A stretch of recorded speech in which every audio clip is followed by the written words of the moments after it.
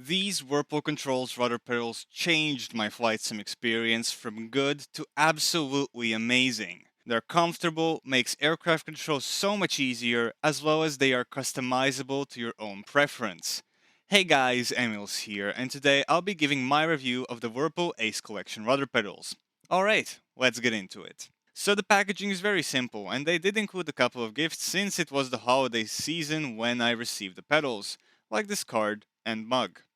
In the box, we also get swappable metal foot pedals, the base, which is quite heavy and made out of metal, a swappable spring, and also soft centered cams, as well as a USB cable to connect the pedal to your computer. They don't include any tools, so you will have to get those yourself for assembly.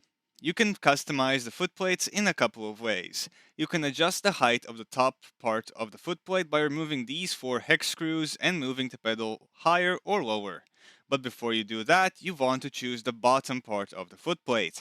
Now by default, they are set up with these ones, which I actually do prefer, but you can also set up the pedals with a more rounded texture footplate. For me, the one with the heel is much more comfortable because I have somewhere to rest my feet, but on the rounded ones, unless I go barefoot, my feet just keep sliding off and I exert more energy trying to keep my feet on the pedals.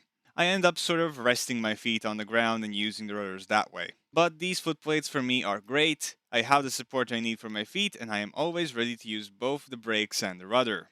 I have ended up sticking with the standard spring and the soft center calipers because they are great for helicopter flying. The combination of hard spring plus standard spring wasn't bad either, but I felt more comfortable with a lighter spring.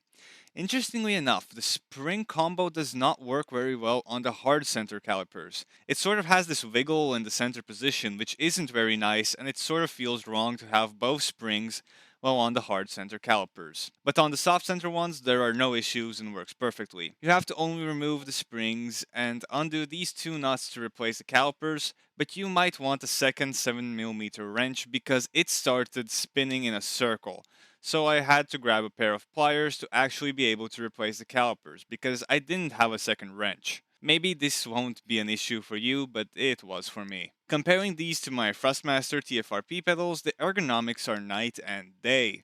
They lay about 26 centimeters apart, which is a very comfortable distance. This also means that you can fit the Mosa base in the middle now without affecting the usage of the pedals much. As I said before, I think the footplates where you can rest your heels are much more comfortable and stresses your legs less, as well as using the standard spring. You can actually also adjust the pedal angle as well as the brake tension, but I never felt the need for it since the default setting was good for me. So it uses a very long USB cable to connect it to your PC. The length is great if your PC is far away or you just want to cable manage it. It plugs in on the right side of the base. Now, when you bind the axis in DCS World, you always have to go into tune axis and invert both the rudder pedals as well as the wheel axis. It can get annoying when you're binding new aircraft, but the quality of the product makes up for this small inconvenience. The pedals also tend to slide around quite a lot on my floor. Now, this could be because of the type of flooring, but actually I think it's because of the cat hair.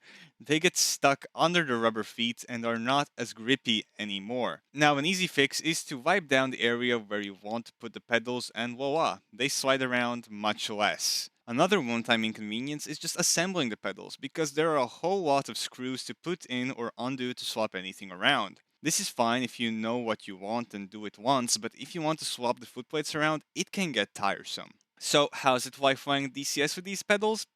Absolutely amazing. I can't explain how much easier it is to control your aircraft on the taxiway because these pedals give you so much minute control both in the rudder axis as well as the brake axis. It feels very neutral to fly with them and they are a huge improvement over twist stick or even the TFRP pedals. But the biggest difference is in helicopters because you can get that precise position you need to stop the helicopter from rotating and just let you fly helicopters so much easier than even the TFRP pedals. You really don't know what you're missing out on until you try them yourself. Now, you can't actually buy these pedals anymore, but don't worry, because Whirlpool has released their new R1 Falcon rudder pedals, which we could be reviewing in the near future. And if they are anything like these, they will be amazing. However, you can probably still buy the Ace Collection rudder pedals used, though on rare occasions.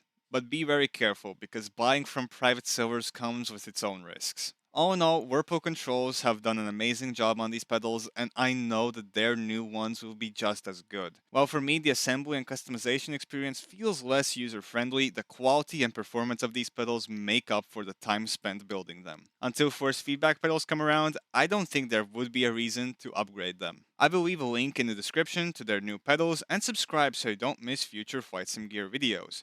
Also, if you just want to see these pedals in action, just check out any video from this year, because I've been flying with them since January. Alright, that's it for me, and I'll see you guys next time. Bye!